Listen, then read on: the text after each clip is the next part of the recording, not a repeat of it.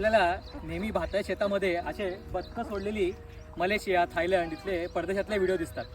आमच्याकडेही पर्यटक आले की विचारतात की तुमच्याकडे ही बदकं का ठेवली आहेत आणि यांचं शेतीमधलं काम काय. तुम्ही आज बघताय तर आपल्याकडे ह्या वर्षी खूप लवकर पाऊस सुरू झाला आणि त्यामुळे कंटिन्यू 2.5-3 महिने पाऊस असल्यामुळे भात शेतीमध्ये ह्या गोगलगायींचा प्रादुर्भाव खूप मोठ्या प्रमाणात आपल्याकडे झाला.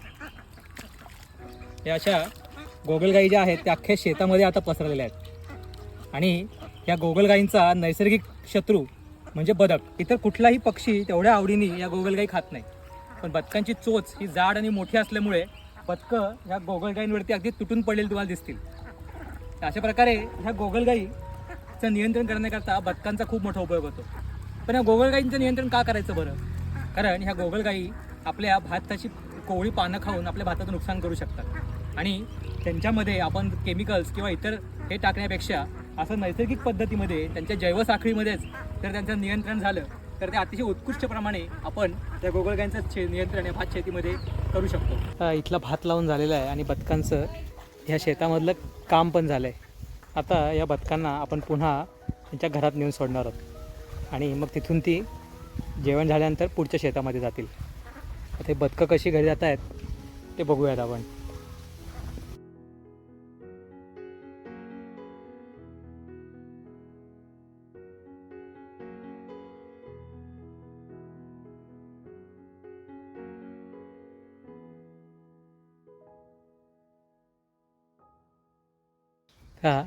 ही बदकं परत त्यांच्या घरात चालली आहेत, हे आपल्या प्राणीशाळेमध्ये. आपण संस्कृतमध्ये एक सुभाषित ऐकतो, जीवो जीवस्य जीवनम, म्हणजे प्रत्येक जीव हा दुसऱ्या जीवावरती अवलंबून आहे आणि नैसर्गिक शेतीतलंच हे मुख्य सूत्र पाळून आम्ही या भात शेतीमध्ये अशा प्रकारे गोगलगायींचं नियंत्रण करतो या बदकांद्वारे. तुम्हालाही हे बदकांची ही कमाल बघायला आवडेल ना, तर मग आमच्या भात शेतीला नक्की भेट द्या.